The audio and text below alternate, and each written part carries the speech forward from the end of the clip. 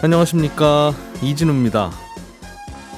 우리나라의 공정거래위원회가 하는 여러 가지 일 중에 하나가 대기업의 총수가 누구인지를 각각 지정하는 건데요. 그동안에는 누가 총수인지 명시적인 기준이 없어서 기업들의 반발도 컸었는데 공정위가 어제 명문화된 기준을 발표했습니다. 한편으로는 대기업들마다 총수를 각각 지정하는 게 왜 꼭 필요한 건지 이게 좀 궁금해서요. 오늘은 이 얘기를 먼저 좀 해보겠습니다. 우리나라가 일본과 통화 스와프를 체결하기로 했습니다. 2015년에 중단됐다가 8년 만에 되살리는 건데 경제적으로 큰 도움이 된다기보다는 한일 양국의 관계 복원이라는 상징적인 의미가 큽니다. 한국부동산원이 발표한 자료를 보면 이달 넷째 주 전국 아파트값의 하락세가 1년 만에 멈췄습니다. 거래량이 늘면서 아파트값을 끌어올렸고 일부 단지에서는 신고가 거래도 나오면서 하반기에는 부동산 시장이 좀 살아날 것 같다는 전망도 나옵니다. 조금 전에 말씀드린 뉴스들 오늘 자세하게 정리해 보겠습니다. 6월의 마지막 날 손에 잡히는 경제 바로 시작합니다. 기분 좋은 금요일 아침 경제 뉴스도 산뜻하게 정리해 보겠습니다. 오늘은 한국경제신문의 이상은 기자, 손에 잡히는 경제 박세훈 작가, 그리고 행복자산관리연구소 김현우 소장, 이렇게 세 분과 함께합니다. 어서 오세요. 예, 안녕하세요. 이상은 기자님이 준비해 오신 소식이 이 공정거래위원회가 총수에 관한 기준을 명확하게 했다. 네. 그래서 대기업 재벌 그룹의 총수가 각각 어떻게 결정되는지 그 기준을 만들었다는 건데, 네. 누가 총수냐를 놓고 그동안 좀 논란이 있었나 봐요. 총수를 굳이 딱 보면 저분이 총수 같긴 한데 그냥 우리가 그렇게 알고 있으면 되지, 그걸 왜 공정위가 딱 이 사람 이렇게 정하려고 하는 이유는 뭐예요? 그러게 말입니다. 우리 손에 잡히는 경제 이러면 우리 이진우 선배가 총수 같은데. 네. 네, 그렇습니다. 근데 하여튼 필요할 때가 있습니다. 총수가 누구인지 찾아서 정보가 미주알 고주알 이렇게 따지는 게 전 세계적으로 보편적인 문화는 사실은 아니에요. 하지만 얘기를 들어보면 아직 우리 사회에서 필요성이 조금 인정되는 부분들이 있습니다. 그걸 알려면 공정거래위원회 홈페이지나 이런 데 가서 총수, 그러니까 동일인이라고, 사실은 동일인이라는 표현을 법적으로는 써요. 그거하고 관련해서 지금까지 어떤 문제들이 거론됐었는지를 찾아보면 조금 이해하기가 편리하실 텐데요. 예. 대부분이 뭐냐면 의도적으로 알리지 않고서, 공정거래위원회한테 보고를 하지 않고서 본인이나 친족이 운영하는 어쩌고 저쩌고 계열사, 또 어쩌고 저쩌고 납품회사, 이런 거하고 거래를 했다, 이러는 거예요. 말하자면 그거는 뭐 일감 몰아주기. 주로 그렇죠. 예. 네네. 뭐 우리 뭐 삼촌의 뭐 딸이 뭐 하는 무슨 회사에 거래를 했는데, 그런 것들을 말하자면 빨대를 꽂는 행위라고 우리가 흔히 표현을 하잖아요. 예. 우아하게 말하면 영어로는 터널링이라고 하고, 그거를 잡아내려는 목적이 상당히 큽니다. 저 병뚜껑 우리 조카 회사한테 납품하라고 그래, 그거. 그렇죠. 그거를 잡아낼 때 그걸 미리부터, 그러니까 친족들, 어느 경계관에 있는 친족들하고의 거래는 알아서 공시해라. 미리미리 그렇게 다 공시 안 한 거는 우리가 봐서 혼낸다, 이렇게 하는 거잖아요. 그렇게 하려면 누구의 조카 사촌들을 그 리스트가 있어야, 그렇죠. 그분들하고 거래하는지 안 하는지 그거를 신고하게 하고 들여다본다. 네, 그게 이제 금융감독원의 공시 페이지에 가도 다 공시가 되어 있습니다. 예. 그렇게 하려면 누구를 기준으로라는 게 있어야 되니까, 여기 기준 하는 그게 총수예요. 그거를 지정해야만 거기서부터 뭐 몇 촌까지, 거기서부터 어느 계열사까지 이렇게 볼 수 있으니까요. 아하. 손경제 같은 경우에는 누구랑 친한 사람, 친하다고 그렇게 출연시키고 그러면 안 돼요? 이제 네. 그런 거 할 때 그러면 뭐 김현우 소장님도 친한 사람 하면 안 됩니까? 뭐 여러 가지 논란이 있을 수 있는데. 총수가 아니라서. 손경제라면 이진우와 관련한 그거를 일단은 규제한다, 이제 그 말이군요. 그렇죠. 누구 지정해 줘야 되는군요. 그러니까. 네. 그러면 모든 기업들의 총수를 다 지정하는 거예요? 그것은 아닙니다. 일단은 기업 집단이 있어야 되고요. 하나짜리는 아니고, 그러니까 기업이 여러 개여야 된다는 말이겠죠. 그리고 또 규모도 일정 수준 이상으로 커야 됩니다. 그래서 두 가지가 있는데, 상호 출자 제한 기업 집단이라는 게 있고, 또 공시 대상 기업 집단이라는 게 있는데요. 기준은 조금 여러 가지가 있지만, 예를 들면 자본금 합계가 5조 원이 넘어가야 되고, 그럼 상당히 큰 규모여야 되겠죠. 또 뭐 금융사 같은 데는 빼주고, 그런 식으로 되어 있습니다. 그래서 상호 출자 제한 기업 집단은 현재 48개, 그리고 공시 대상 기업 집단은 34개. 우리나라에서 네. 일단 좀 크다 싶은 좀 큰 그래 데만. 저기는 예. 좀 큰 회사지라고 누구나 인정하는 네. 거기에는 다 일일이 총수라고 하는 걸 개인을 지정해 놔야 된다. 그렇죠. 예. 그렇군요. 그런데 그걸 가지고 논란이 많았어요. 저 기업은 총수가 저 사람 아니고 이 사람인데 이런 논란이 있었어요. 있었습니다. 왜냐하면 태양이 두 개인 경우 가끔 있어요. 뭐 무슨 정몽구 회장님이 건강이 안 좋으세요. 예. 그러면 정의선 부회장님이 당시의 부회장님이 이제 아하. 있을 때 그러면 그럼 정몽구 씨냐 예, 정의선 정몽구냐, 씨냐? 예, 아, 정몽구냐 아니면 정의선이냐 이거에 아하. 대해서 본인들 간에도 사실 약간의 헷갈리는 부분이 있잖아요. 그렇겠죠. 예, 예. 그런 여러 가지 기준들이 명확하지 않은 데가 있었어요. 근데 지금까지는 놀라운 일이기도 한데 지난 37년 동안 공정위가 이걸 기준 없이 실무적으로만 알아서 정했습니다. 그냥 저분이잖아요. 그렇게. 그렇죠. 그게 이제 맨 처음에 이제 1986년에 공정거래법에 이것이 도입이 되었는데 예. 80년대나 90년대에는 대부분의 우리나라 기업들이 창업 1세대나 2세대가 있었잖아요. 그래서 총수가 있는 거예요. 현대는 정주영이다. 삼성은 이건희다. 이런 식으로 분명한 사람이 있었어요. 근데 예. 그게 점점 내려오면서 3대, 4대 이렇게 내려오면 그중에서 누가 총수냐? 그게 이제 분명하지 않거나 아까 말씀드렸듯이 사람이 누군가 어떤 여러 가지 이유로 변할 때도 있고 또 기업 지배 구조가 바뀌어서 뭐 재무적인 투자자가 굉장히 비중이 높아질 때도 있고 그럴 때 누가 총수냐를 가지고 이제 논란이 커지니까 이번에 공정거래위원회가 이러한 기준에 따라서 우리는 판단하겠다라는 거를 처음으로 공시를 한 겁니다. 이게 그런데 서로 둘이 남남이라면 그래. 저는 서로 완전히 다른 사람인데 누군지 명확하게 해야지가 이해가 되는데 네. 아버지냐 아들이냐는 굳이 구별해봐야 아버지의 친인척이 아들의 친인척이지 그게 뭐 크게 그럴 다를 수 바가 있죠. 있습니까? 네, 네. 조카나 삼촌이나 다 어차피 규제하면 되니까. 그럴 수도 있죠. 그래서 큰 논란은 없었던 건가 봐요. 그래도 예를 들면 이런 게 있어요. 두산그룹 같은 경우에는 서로 간에 형제 간에 회장 자리를 주고받잖아요. 네. 그거하고 근데 지분율하고는 또 서로 다른 얘기가 되잖아요. 그럴 수도 그럼 있겠군요. 지분율을 기준으로 총수를 할 것인가 아니면 자기들끼리 정한 사람을 총수로 할 것인가 이런 거는 분명하지 않죠. 좀. 하기야 처가 쪽도 같이 규제해야 될 그렇죠. 텐데 예, 예. 아버지의 처가와 아들의 처가는 다르죠. 그렇죠. 모호한 부분이 있었겠네요. 명확하게는 해야 되는데. 네, 조금 그리고 사실은 이번에 나온 기준도 어쩌고 저쩌고 5가지 기준이 있는데요. 그 예. 5가지 기준을 종합적으로 판단한다고 했어요. 말하자면 그것은 사람이 판단하는 모호한 영역을 남겨놓은 거예요. 아직도. 예. 그럴 수밖에 없는 측면들이 또 이게 있고 실질적으로 누가 지배하는가에 관한 판단이기 때문에 그게 지분율도 아니고 뭐 여러 가지 그런 기준이 알겠습니다. 있습니다. 네. 뭐 공정위가 알아서 잘하면 되는 문제인데 기왕 뉴스의 소재가 됐으니까 네. 어떤 기준이 만들어졌는지 좀 들어볼까요? 네. 5가지 기준은 우리가 이제 금방 생각할 수 있는 거. 첫 번째는 지주회사와 같은 최상단 회사의 최대 주주와 같은 최다 출자자. 그거는 뭐 너무 우리가 그렇죠. 인정할 수 있는 거죠. 그죠? 꼭대기 모 회사의 최대 주주. 그렇죠. 네. 그리고 두 번째는 기업 집단의 최고 직위자, 회장이나 아니면 이사회 의장 이런 예. 사람들. 그리고 세 번째는 경영에 대해서 지배적인 영향력을 행사하는 자. 야, 이게 애매하겠군요. 살짝 여기서부터 애매해지고 있습니다. 네. 네 번째는 진짜 애매합니다. 내 외부적으로 대표자로 인식되는 자.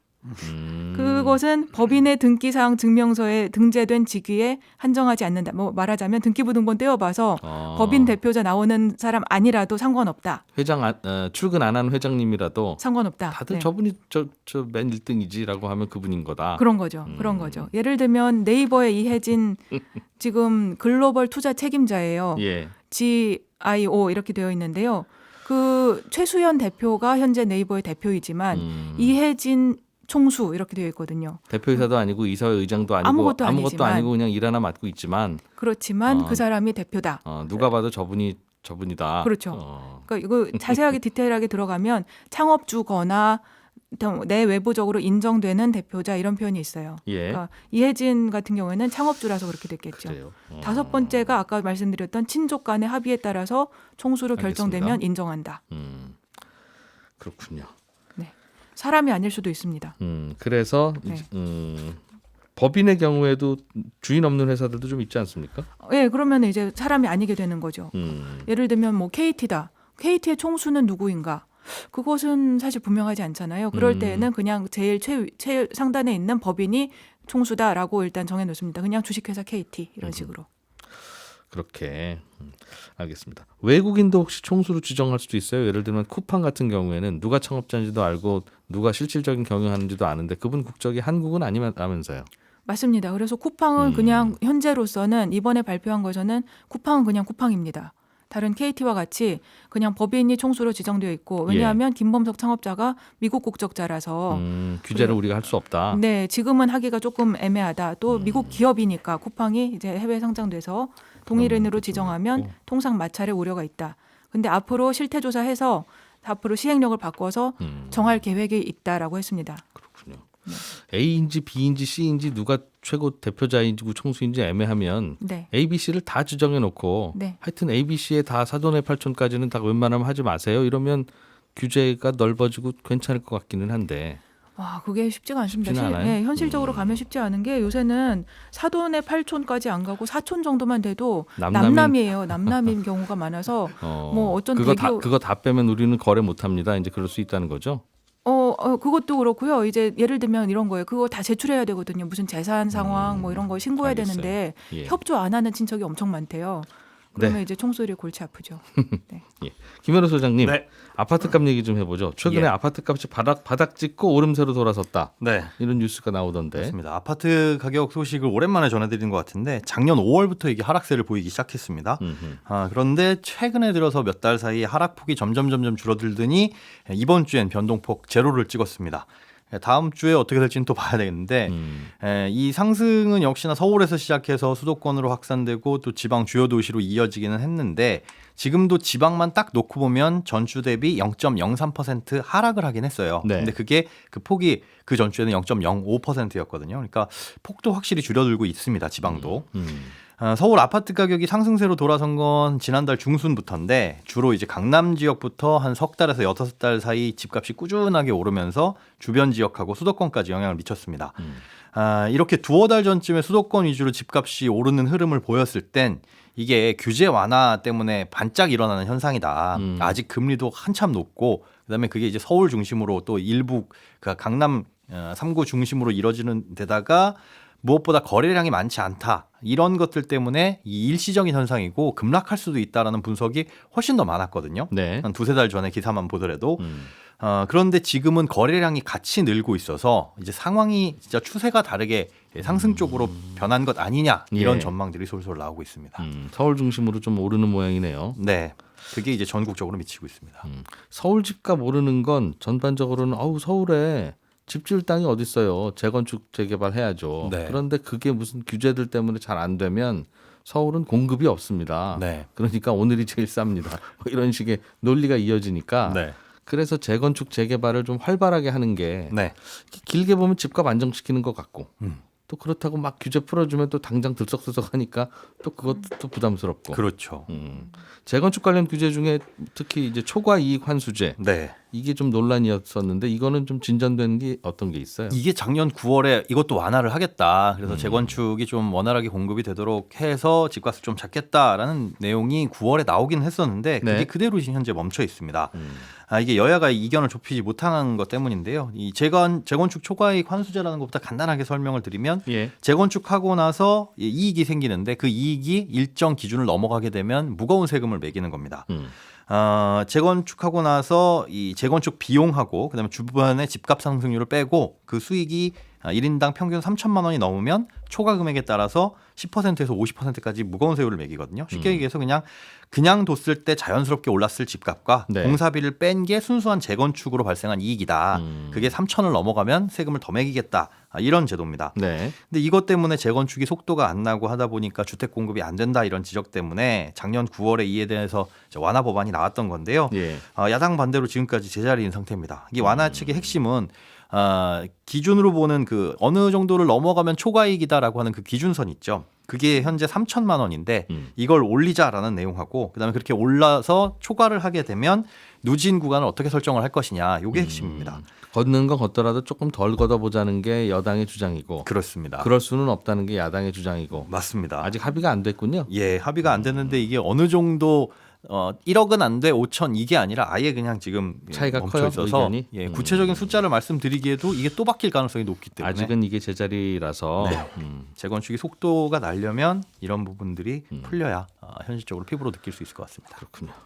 자, 우리나라와 일본이 통화스와프 협정 체결했다는 뉴스도 꽤 중요하게 다뤄지고 있던데. 그렇습니다. 예. 통화스와프라는 게 협정을 체결한 국가들이 서로가 필요할 때 통화, 그러니까 돈을 스왑, 맞바꾸기로 하는 건데요. 네. 한미 통화 스왑은 한국 돈하고 미국 돈을 필요할 때 일정 금액만큼 맞바꾸는 거고 한중 통화 스왑은 한국 돈이랑 중국 돈을 서로 필요할 때 필요한 만큼 바꾸자는 약속인 거죠. 예. 그러니까 통화 스와프는 급할 때 그냥 서로 근소리 않고 각자의 돈을 빌려주기로 한 약속이구나 이렇게 생각을 하면 되는데 참고로 우리나라는 미국하고는 체결이 안 돼 있고 예. 캐나다, 중국, 스위스 등 8개 국가랑 개별적으로 통화 스와프 협정을 맺고 있고요. 이제 9번째 통화 스와프를 체결하는 나라가 되는 겁니다. 일본이. 그럼 스위스랑 맺은 건 우리가 급하면 스위스 돈 받고 스위스도 프랑을 받죠. 급하면 우리 돈 가져가고. 그렇습니다. 그런 식으로 됩니다. 예. 그런데 이번에 일본하고 맺은 통화 스와프는 앞서 맺었던 통화 스와프랑 다른 점이 하나 있는데 예. 한국하고 일본이 서로가 필요할 때 한국 돈하고 일본 돈을 맞바꾸는 게 아니라 자국 통화랑 달러를 맞바꾼다는 거예요. 그러니까 만약에 일본이 달러가 급하게 필요하다. 아. 그럼 우리한테 일본 돈 엔화를 맡기고 그만큼의 달러를 빌려가는 거고요. 예. 반대로 우리가 달러가 필요하다. 그럼 일본한테 한국 돈 원화를 맡기고 달러를 빌려오는 거죠. 달러를 주고받는 거군요. 그러니까. 그렇습니다. 예. 그러니까 각국이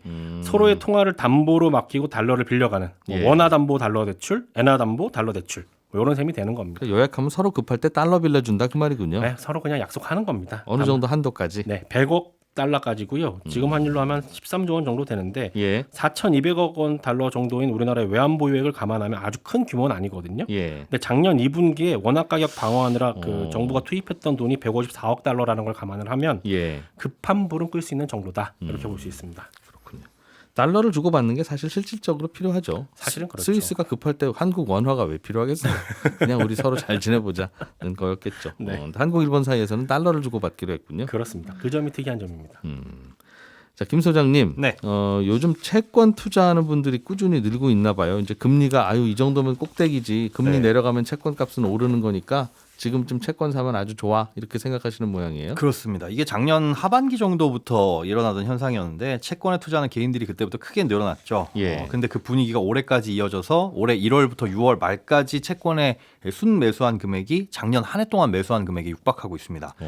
이게 그러니까 만기가 긴 장기 국채 위주로 투자가 늘고 있거든요. 그러니 단순히 주식시장은 너무 변동성 크다, 무섭다, 이제 안전하게 채권에 투자해야 되겠다 이런 심리보다는 말씀하신 대로 향후 금리가 하락할 거라는 기대 때문에 그래서 채권 가격이 오를 거다라는 전망 때문에 투자를 한다라는 걸 알 수가 있어요. 금리가 하락하면 채권 가격이 상승하긴 하는데 만기가 많이 남았을수록 그 변동폭이 크거든요. 그러다 보니까 만기가 긴 국채 위주로 지금 투자가 늘어나고 있습니다.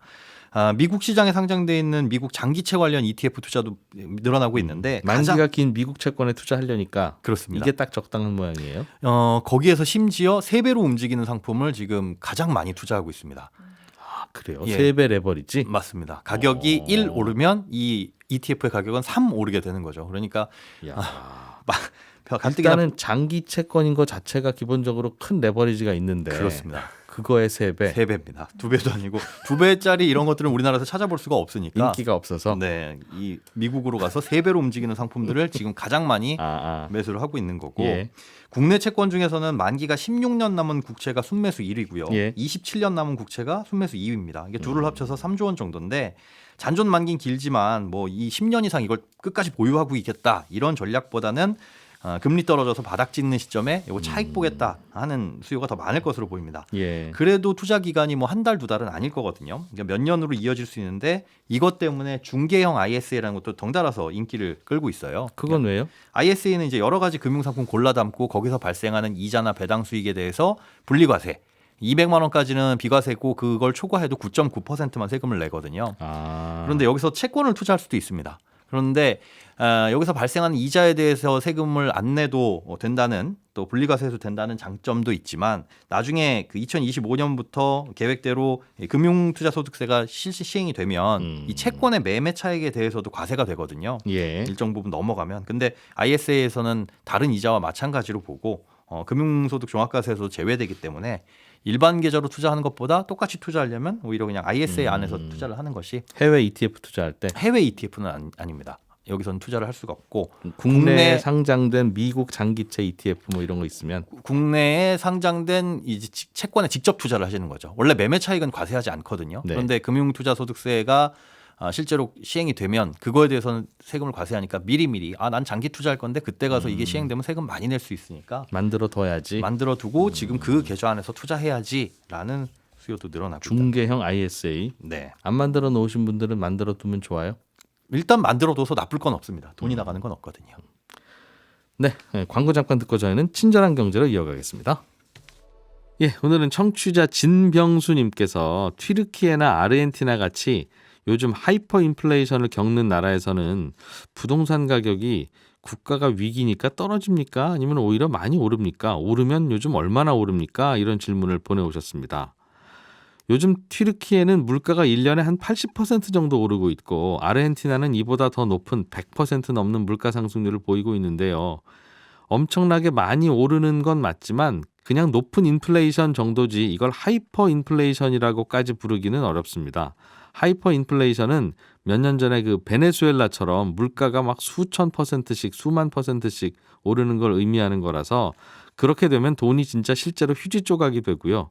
나라가 망하기 직전까지 가게 됩니다. 그런데 튀르키예나 아르헨티나는 아직 그런 정도는 아닙니다. 그러나 물가가 참 많이 오르고 있는 건 맞고요. 그러면 이렇게 물가가 많이 오르는 나라에서 집값은 어떠냐 하면 집값은 물가보다도 더 많이 오릅니다. 물가가 오르다 보니까 사람들이 현금 말고 뭐든지 가치가 있는 걸 사재기하려고 하게 되는데 주택, 집은 그런 점에서 아주 좋은 투자 대상, 사재기 대상이 되기 때문입니다. 집값이 얼마나 올랐냐면 아르헨티나는 정확한 통계가 없고 튀르키예의 집값은 공개된 통계가 있는데요. 이 튀르키예 집값은 최근 1년 사이에 141%가 올랐습니다. 튀르키예 물가가 최근에 80% 정도 올랐으니까 물가보다 집값이 훨씬 더 많이 오른 거죠. 튀르키예는 주가 지수도 거의 2배 정도 올랐고요. 그러니까 물가가 많이 오르면 가게에서 파는 상품들 값도 오르지만 주식도 그만큼 오르고 부동산도 그만큼 다 오르는 겁니다. 그러나 그 기간 동안 튀르키예 리라화 가치도 많이 하락했기 때문에 이 튀르키예의 집값을 달러로 환산해 보면 어떨까 궁금하기도 한데요. 실제 통계를 보면 튀르키예의 집값은 달러로 환산해도 1년 사이에 75% 정도 올랐습니다.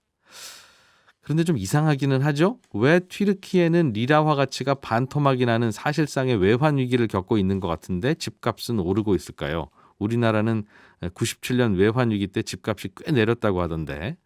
근데 그거는 우리나라는 그 당시 외환 위기 때 금리도 올라가고 실업자도 많이 생기는 심각한 불경기를 겪었었는데 요즘 튀르키예나 아르헨티나는 특별히 이전에 비해서 경기가 더 나쁘거나 그렇지는 않습니다. 게다가 튀르키예는 금리를 오히려 최근까지 내렸으니까 경기는 더 좋아졌고 그래서 집값이 크게 오른 겁니다. 지금까지 이진우였고요. 저는 다음 주 월요일 아침 8시 30분에 다시 오겠습니다. 함께해 주신 여러분 고맙습니다.